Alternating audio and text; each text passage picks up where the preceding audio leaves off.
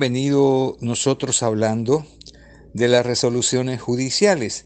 Vamos a hablar un poco sobre esos aspectos generales de las resoluciones para luego hablar sobre la sentencia. Eh, Recopilando lo que hemos manifestado, eh, que se puede distinguir cuando se trata de requisitos formales o internos por el tipo de resolución judicial que nosotros tengamos en nuestra presencia, que puede contener algunas de las siguientes exigencias legales. Nosotros distinguimos entre el de las resoluciones judiciales, en primer lugar, las generales, que son las aplicables a toda resolución escrita en general, salvo aquellas pronunciadas en audiencia, las cuales, conforme al texto legal, serán sucintas en su motivación de conformidad al artículo 215 del CPCM. Hablamos también de otros requisitos que son las específicas. Se está refiriendo a las resoluciones, aplicables solo a la sentencia en particular, que se dicta en cualquiera de los grados de conocimiento según el artículo 217 y 219 del CPCM. Y luego hablamos de las especiales. ¿En qué consisten estas especiales?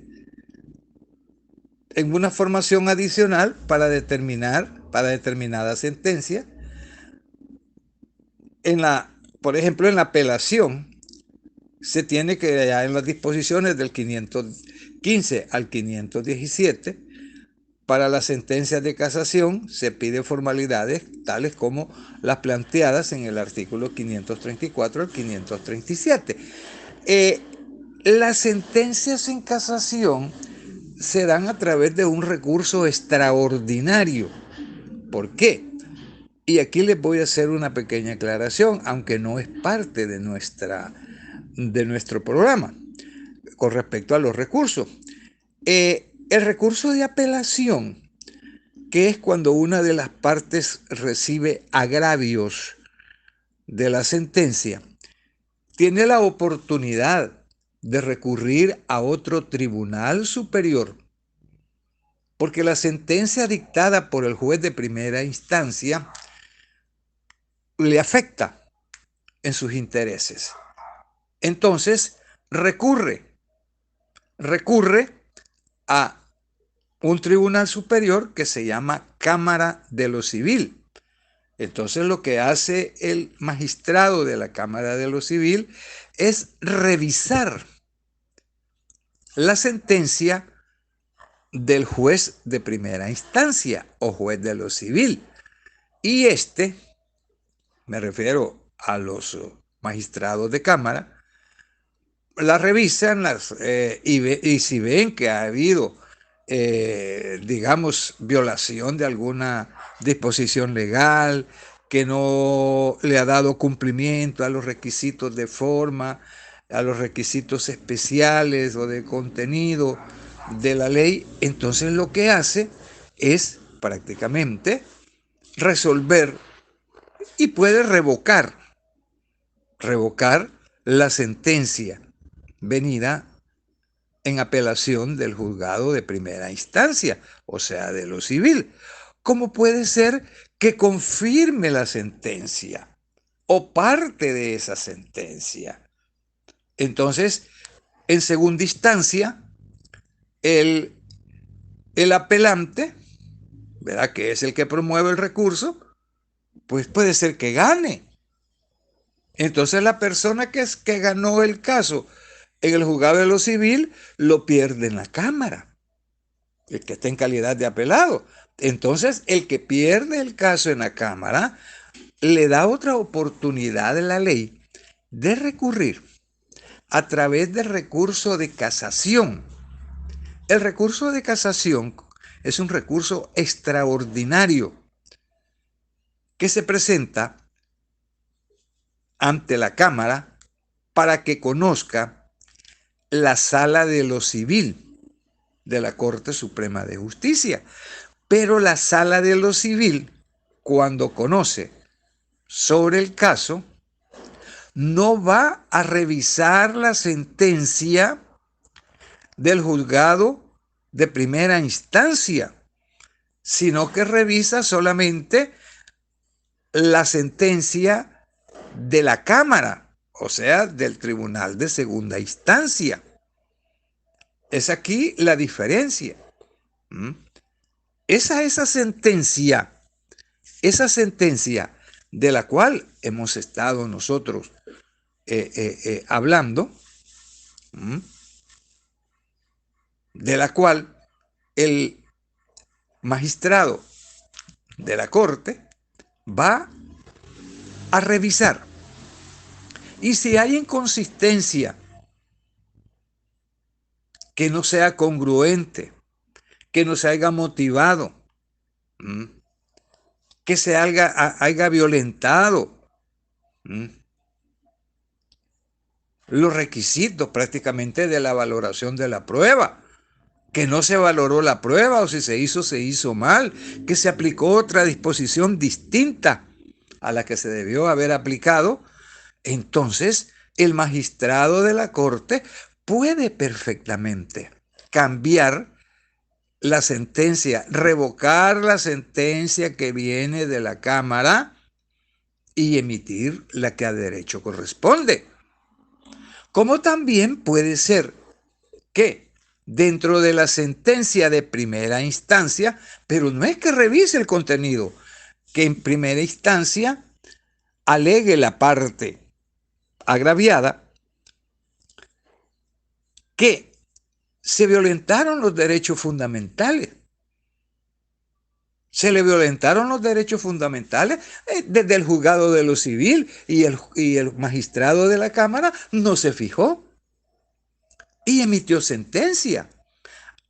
Entonces el proceso se retrotrae. Retrocede el proceso y se declara nulo para que comience nuevamente desde el momento en que se dio la nulidad. Por ejemplo, el caso cuando a una de las partes no se le notificó el interrogatorio de testigos, no se le notificó el reconocimiento o inspección que se iba a llevar a cabo. Es decir, tantas formas que pueden haber para que la sala de lo civil pueda declarar nulo un proceso y lo envía de regreso para que se reponga con otra conformación distinta al juez propietario o magistrado propietario, en su caso, en las cámaras. Entonces nosotros vemos que en los casos especiales, pues llegan hasta esas instancias. Primera instancia emite el juez de lo civil. La Cámara de lo civil se pronuncia en la sentencia. Y luego, si esta causa agravio, pues recurren hasta la Corte a través del recurso de casación para que ésta conozca. Y si allí en el recurso de casación se han violentado derechos fundamentales, puede llegar hasta un proceso, hasta la Sala de lo Constitucional. Puede perfectamente. Entonces, vemos nosotros cómo puede ir caminando de esta manera. Y hablamos también cuáles son las formas de las resoluciones judiciales. Estas pueden ser dictadas por escrito,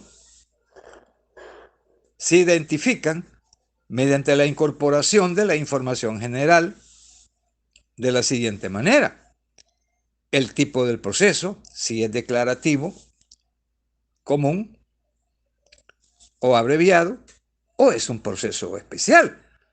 Cuando estamos hablando de los declarativos se está refiriendo a los declarativos comunes y a los abreviados. Y a los especiales se está refiriendo a los procesos de posesión, a los ejecutivos, se está refiriendo a los de inquilinato, se está refiriendo a los monitorios. Esos son los especiales.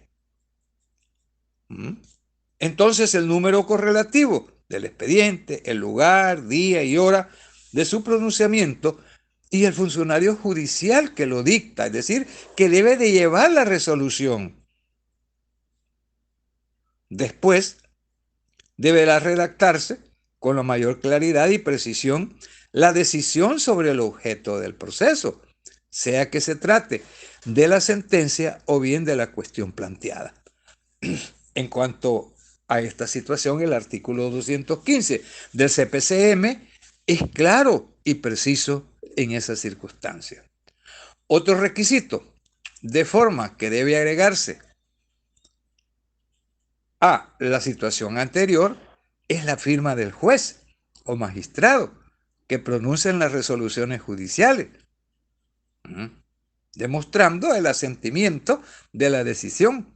Tal exigencia se menciona en el artículo 225, inciso primero del CPCM, junto a la firma del funcionario. Se debe también, pues, firmar la del secretario del tribunal, sea que la resolución se encuentre en un acta judicial o bien en formato de resolución escrita, de conformidad al artículo 195, inciso tercero, es decir, que en las resoluciones la firma del juez tiene que ir la firma del señor secretario. 197, inciso tercero, el 70, atribución primera, 71, 77 de la Ley Orgánica Judicial. Fíjense que quiero hacerles un comentario histórico. El Código de Procedimientos Civiles derogado, el juez tenía que emitir 3 clases de firma. Estaba la media firma, estaba la firma completa y estaba la rúbrica. Y ustedes se preguntarán, bueno, ¿y para qué se utilizaba esas formas en los procesos? En primer lugar, las medias firmas eran para los decretos de sustanciación o las sentencias interlocutorias, que se llamaban así en el Código derogado de Procedimientos Civiles. Y eran las sentencias interlocutorias que le ponían fin al proceso o las que no le ponían fin al proceso, lo que ahora se llaman autos simples o autos definitivos. Pero hoy en día, cuando se entró en vigencia el nuevo Código Procesal Civil Mercantil, desaparece y ahora todas las resoluciones judiciales, compañeros, llevan la firma completa del juez. Ya no se hace o se lleva a cabo como se hacía en el Código derogado. Entonces nosotros podemos hablar de la sentencia recopilando un poco de lo que habíamos visto la vez pasada, en la clase anterior. En una forma ordenada, nuestra legislación, de acuerdo al artículo 217, CPCM, propone al juzgador la forma de redacción de la sentencia. En todo caso, se persigue que la misma no sea excesivamente extensa, debiendo sujetarse a la forma o capacidad o estilo del juzgador. Tipo y tamaño de letra, interlineado, márgenes. Es decir, acuérdense que cada profesional tiene su manera distinta de redactar,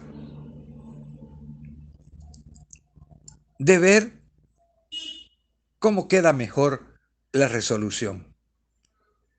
Sin descuidar, pues por supuesto, la estructura formal de la sentencia. Entonces nosotros encontramos que cada sentencia, como decíamos en clases anteriores, debe de llevar el encabezamiento, antecedentes del hecho, fundamentos de derecho, fallo o pronunciamiento. Es decir, el fallo, aquel que dice que a nombre de la República de El Salvador, fallo. ¿Qué es el encabezamiento? Este consiste en la parte de identificar la resolución, y en ella se incluyen la mención del juzgado o tribunal que dicta la sentencia, de las partes, tanto las partes materiales como las partes procesales, de sus abogados, representantes, indicando la petición que conforma el objeto del proceso. Ese se llama encabezamiento. Luego después vienen los antecedentes de hecho. ¿Qué son los antecedentes de hecho? Se expresan de forma ordenada, clara y resumida las alegaciones de cada parte. Las alegaciones que han hecho, por supuesto, en la audiencia probatoria, en especial los alegados y no controvertidos, los medios probatorios propuestos y practicados, y la declaración expresa de los hechos que se consideran probados y de los no probados. De esto habla los antecedentes del hecho, es decir, describir la pretensión de todos los medios medios probatorios que se han ofertado y se han presentado y desarrollado en audiencia. Luego después hablamos nosotros del otro elemento que debe de contener la sentencia, que son los fundamentos de derecho, que no es más que la incorporación de los razonamientos sobre los hechos probados o no probados, la argumentación de los hechos y la valoración de las pruebas junto a las bases legales que sustenten los diversos pronunciamientos del fallo. También se incorporarán razonadamente las causas de pedir de acuerdo al objeto del proceso. ¿Cuáles son los fundamentos de derecho? ¿Por qué? ¿Para qué se está prácticamente llevando a cabo o pronunciando la resolución? Fallo o pronunciamiento. Cuarto, estos deberán ser dictados o pronunciados por separado de acuerdo a cada pretensión, en las cuales se estimará o desestimará de manera clara cada uno de estos. Entonces hablamos nosotros que cada pretensión que se plantee en la demanda y en la contestación de la demanda, el señor juez en la sentencia tiene que resolver, tiene que llevar a cabo todo esto. Se llaman estos en las sentencias y en los términos comunes o en el mundillo jurídico o judicial, considerando uno, considerando dos, ahí se van los considerando.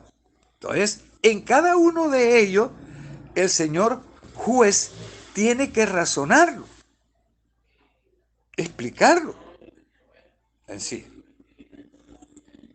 Entonces nosotros decimos que cuando la pretensión sea pecuniaria, el pronunciamiento deberá ser concreto. En este apartado se consignará a cargo de quién, de quiénes serán las costas procesales, de acuerdo a las reglas generales y especiales sobre la condena. Después hablamos de las firmas del juez y magistrado y el secretario judicial. Entonces, sobre esto de la firma, que se me había quedado, antiguamente hablábamos nosotros que los decretos de sustanciación eran media firma y las sentencias interlocutorias, que ahora se llaman autos simples y autos definitivos, y la firma completa del operador de justicia se emitía en la sentencia definitiva. Ahora, ¿en qué se ocupaba la rúbrica? La rúbrica era exclusivamente para los magistrados de cámara y para los magistrados de corte, en relación a las sustanciaciones o autos que ellos llevaban a cabo en el desarrollo de un recurso allá en el máximo tribunal de justicia. Debemos de tomar en cuenta que las sentencias deben de reunir requisitos importantes que responden a la calidad de cada una de las sentencias.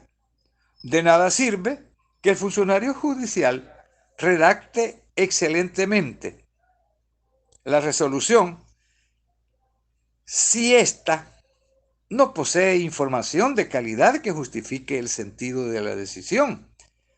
Entre las características identificadas por la doctrina procesal y las legislaciones, podemos mencionar, que ya hemos hablado al respecto, la motivación de las resoluciones judiciales, la exhaustividad y la congruencia de las resoluciones judiciales.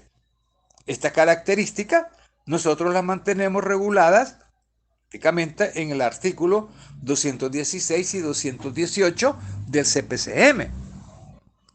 Por requisitos internos de la sentencia, un sector de la doctrina procesal entiende lo que debe contener la sentencia en cuanto a de dar respuesta a las pretensiones de las partes. Es decir, que sean congruentes, claras, precisas, que no den más de lo pedido ni menos de lo solicitado, y cumplir las exigencias constitucionalmente establecidas de que las resoluciones judiciales razonen el juicio jurídico a que ha de llegar en su resolución. Es decir, se está refiriendo a la motivación. Es de tomar en cuenta lo siguiente: que no todos los requisitos manifestados son exigidos para todas las resoluciones definitivas, sino solo para aquellos cuyo contenido sea una decisión por impulso oficioso o bien ante la petición concreta de alguna de las partes, como adelante se expondrá. Principalmente las resoluciones judiciales sujetas a la totalidad de los requisitos internos de las resoluciones judiciales en la sentencia y los autos, tal como lo menciona el artículo 216, inciso primero del Código Procesal Civil Mercantil. Encontramos nosotros que la transcripción íntegra de la demanda, la contestación de esta, el contenido de las actas que documentaron las audiencias celebradas durante la sustanciación del proceso, lo cual se traduciría en un gigantísimo documento. Esto que les estoy manifestando no se puede hacer. El juez tiene que ser una persona letrada donde lleve a cabo una sentencia o resolución definitiva corta que reúna los requisitos de ley correspondientes. Pero si se pone a dictar, a redactar completamente todo lo que es la demanda, la contestación de las demandas, las audiencias de la preparatoria, las audiencias de la probatoria, no, hombre, llenaríamos prácticamente los archivos de procesos voluminosos. No, aquí al operador de justicia se le recomienda, igual que se le recomienda al notario, que sea claro, preciso, que conozca la resolución, que sea técnico. ¿De qué sirve escribir tanto si el contenido no tiene nada? Una sentencia de 10 páginas es más que suficiente, 6, 5 o 4, dependiendo del caso, suficiente para efecto de aclarar y establecer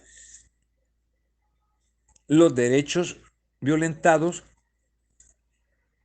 o los acuerdos o tratos no cumplidos. Por lo tanto, nosotros hemos venido hablando también de la motivación. Y lo estoy repitiendo porque es de los más importantes que nosotros tenemos y que debemos de aclarar en los momentos precisos. Hablamos nosotros que existen algunas sentencias a través de la jurisprudencia constitucional que es responsabilidad de los jueces, es responsabilidad de los operadores de justicia la obligación de darle motivación a las resoluciones. No puede considerarse cumplida con la mera emisión de una declaración de voluntad del juzgador, accediendo o no a lo pretendido por las partes, sino que el deber de motivación que la Constitución y la ley exigen impone que en los proveídos, ya sean estos judiciales o administrativos, se exterioricen los razonamientos que cimenten las decisiones estatales, debiendo ser la motivación suficientemente clara para que sea comprendida no solo por el técnico jurídico, sino también por los ciudadanos. En segundo lugar, el incumplimiento a la obligación de motivación adquiere connotación constitucional, por cuanto su inobservancia incide negativamente, compañero, en la seguridad jurídica de aquel que recurre a los tribunales por medio del derecho de acción. Y es que al no exponerse la argumentación que fundamenta los proveídos jurisdiccionales, no pueden los justiciables observar el sometimiento de las autoridades a la ley, ni permite el ejercicio de los medios de defensa, especialmente el control o posterior por la vía del recurso en sí. Entonces nosotros encontramos que la motivación de las resoluciones elimina todo sentido de arbitrariedad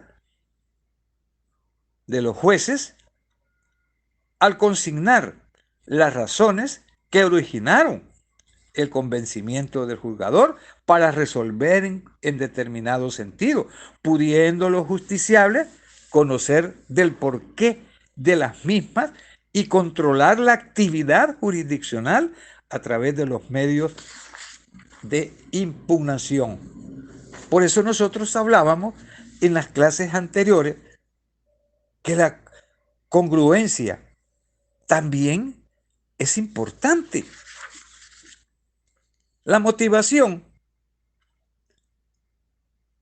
es determinante. Y vamos a concluir con la motivación. Después vamos a hablar en una forma ordenada para que no se confundan de la congruencia en las resoluciones. Aquí pues nosotros encontramos distintos elementos que en su conjunto cumplen con ese requerimiento legal que identifican los siguientes o lo siguiente, especialmente aquellos razonamientos fácticos y jurídicos que fijan los hechos en los autos y sentencias, la apreciación y valoración de la prueba, así como la aplicación e interpretación del derecho de manera más amplia de conformidad al artículo 217, inciso cuarto del CPCM. Artículo que ofrece otras ideas para una mejor comprensión sobre el tema en análisis. El cumplimiento de la motivación debe entenderse con sumo cuidado por el juzgador, ya que de no ser así, podrían vulnerarse protecciones de naturaleza constitucional, lo cual da paso al control en sede ordinaria y eventualmente un control constitucional. Por lo tanto, pues nosotros llegamos a la conclusión que el cumplimiento de la motivación tiene, entre otras finalidades, evitar arbitrariedades de los jueces y magistrados y permite ejercer un control de las partes mediante la eventual utilización de los medios de impugnación. Mientras que la congruencia, compañeros, estamos hablando de otras cosas, especialmente en la congruencia de las sentencias y de los autos que indica al juzgador sobre aspectos resolutivos a tener en cuenta al momento de decidir. Esto es, la inclusión de las pretensiones del actor y lo resistido por el demandado, como suele decirse. El requisito interno de las resoluciones judiciales fácilmente se enmarca en la ecuación jurídica que dice: lo pedido por las partes igual a lo resuelto por el juzgador en la sentencia. No tiene que dar más, no tiene que dar menos, no tiene que ir más allá, sino que simplemente el juez, así como se le solicita en la pretensión, así tiene que resolver sobre eso. Eso es la congruencia. Pero existen algunos procesos que se violenta este principio. Y cuando se violenta este principio, aparecen los recursos. Aparecen los recursos y luego, pues, allá el Tribunal Superior aclara esa situación.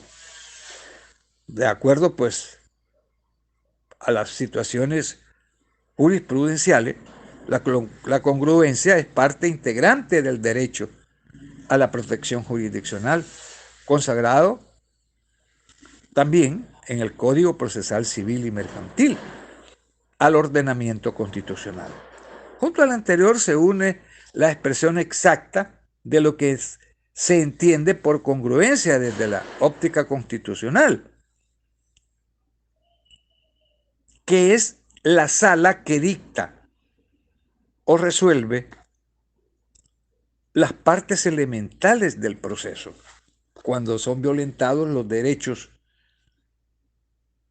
de aquellos que a través del derecho de acción buscan administración de justicia.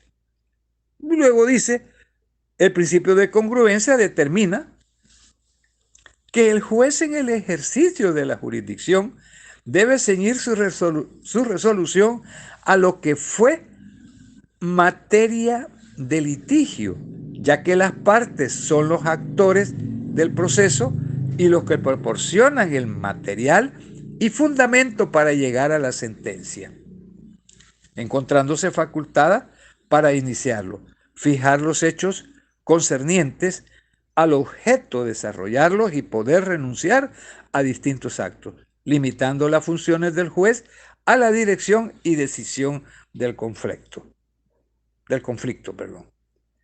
El incumplimiento de lo antes manifestado nos lleva al artículo 218, inciso segundo, del Código Procesal Civil Mercantil, que abre la posibilidad de una desviación anormal en la congruencia de tal manera que se produzcan agravios que den pie a la utilización de recursos judiciales, los cuales encontramos nosotros en la doctrina legal.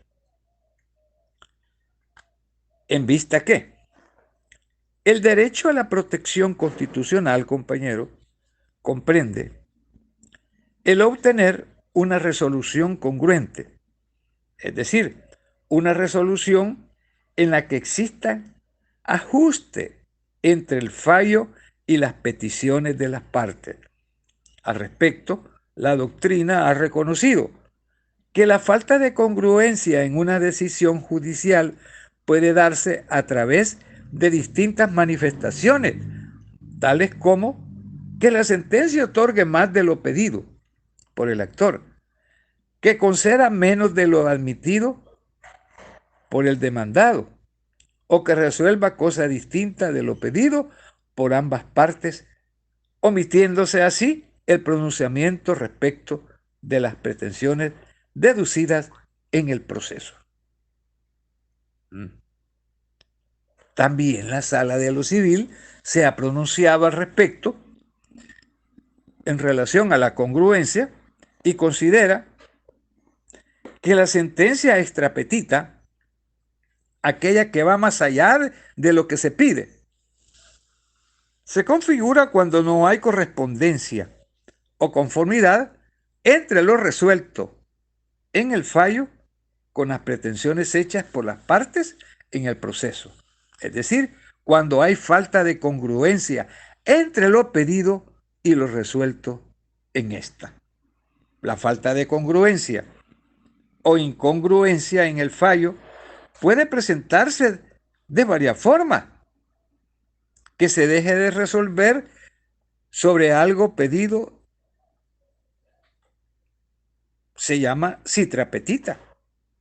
Que se otorgue más de lo pedido plus petita, o que se otorgue algo distinto de lo pedido extra petita. Ven ustedes que es un juego de palabras y que debemos nosotros tomarlos en cuenta. Entonces, vemos nosotros que el juez tiene que ser una persona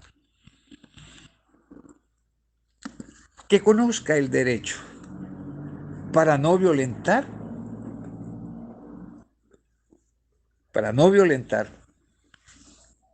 los fundamentales derechos que protege nuestra Constitución. Hay algunos autores del derecho en materia procesal mantienen que la sentencia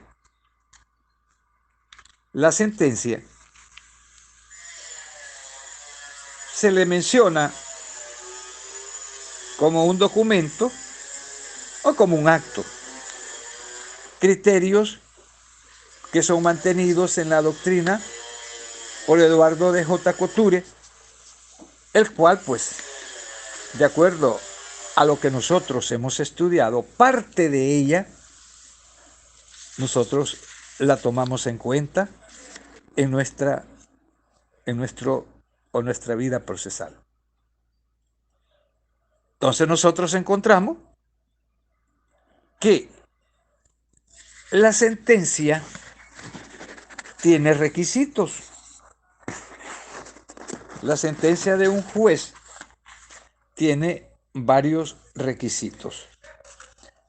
Y vamos a hablar un poco sobre estos efectos de la sentencia. Ya una vez notificada a las partes, la sentencia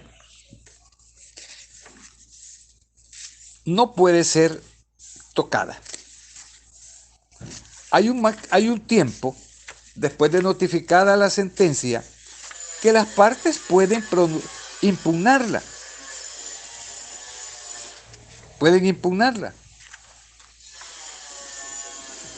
Si después de notificada la sentencia, las partes, transcurrido el plazo para poder interponer un recurso, pasa en autoridad de cosa juzgada. ¿Y qué es eso de cosa juzgada? ¿Qué es cosa juzgada? Es cuando ya la sentencia no puede ser modificada, la sentencia no puede ser cambiada y la sentencia en sí, pues, queda firme. Algunos autores le agregan otros elementos y por eso nosotros hablamos de cosa juzgada material y la cosa juzgada formal.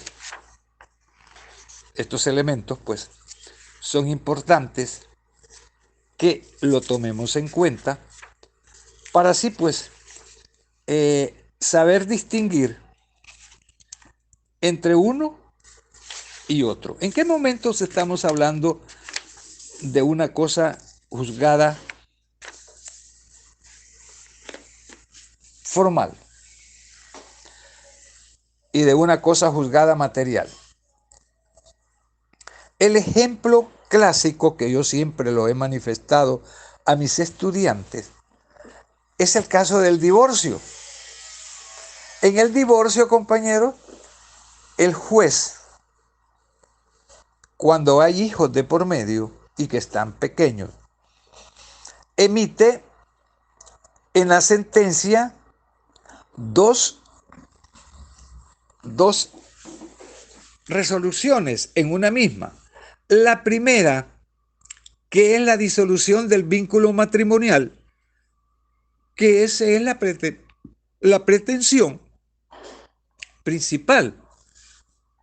Ahí pues queda definitivamente que ellos, pues, cada cónyuge se va por su lado y queda disuelto legalmente el matrimonio. Pero resulta que también existe la cosa juzgada formal.